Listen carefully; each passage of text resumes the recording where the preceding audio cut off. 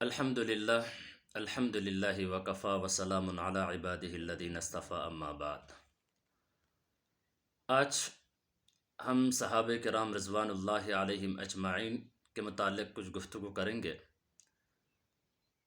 کیا سابقون الاولون اور اس کے بعد والے دونوں کے درجات کیا ہے، مقام کیا ہے، مراتب کیا ہے، اس کے متعلق آپ حضرات سوشل میڈیا کے ذریعے یہ بات بارہا سنے ہوں گے کہ روافظ اور ان کے سہولتکار جو اہل سنت کے لبادے اوڑھ کر مسلمانوں کے اندر گھسے ہوئے، اور وہ صحابہ کرام رضوان اللہ علیہم اجمعین خصوصاً بالخصوص حضرت امیر معاویہ رضی اللہ تعالی عنہ کے اوپر تبرہ کرتے ہیں۔ کوئی کہتا ہے یہ بعد میں مسلمان ہوئے، کوئی کہتا ہے بعد میں مسلمان ہونے کے بعد پھر اسلام چھوڑ دیے۔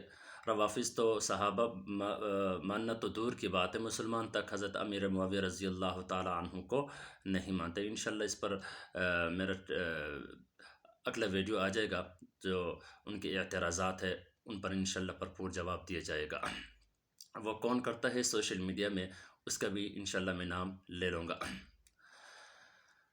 تو یاد رکھیے، یقیناً وہ صحابہ جو فتح مکہ سے پہلے مسلمان ہوئے، ان کے درجے مراتب وہ بلند ہے ان سے جو بعد میں مسلمان ہوئے۔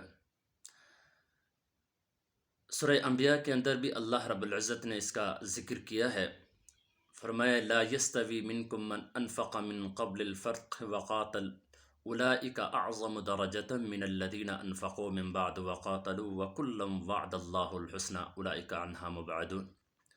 یعنی وہ لوگ جو فتح مکہ سے پہلے اللہ کے راستے میں جہاد کیے اور اللہ کے راستے میں خرچ کیے، وہ برابر یعنی ان کے برابر نہیں ہو سکتے وہ جو بعد میں مسلمان ہوئے، اللہ کے راستے میں خرچ کیے اور جہاد کیا۔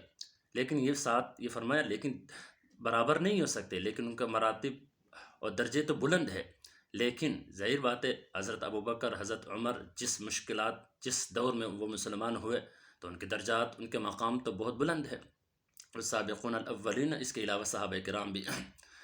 لیکن وَكُلًّا وَعْدَ اللَّهُ الْحُسْنَى کہہ کر اللہ رب العزت نے فرمایا کہ وعدِ حسنہ سب کے لیے ہے، وعدِ حسنہ سب کے لیے ہے، چاہے بعد میں مسلمان ہوئے چاہے وہ پہلے مسلمان ہوئے، لیکن مراتب کے اندر ظاہر بات ہے وہ بلند ہے۔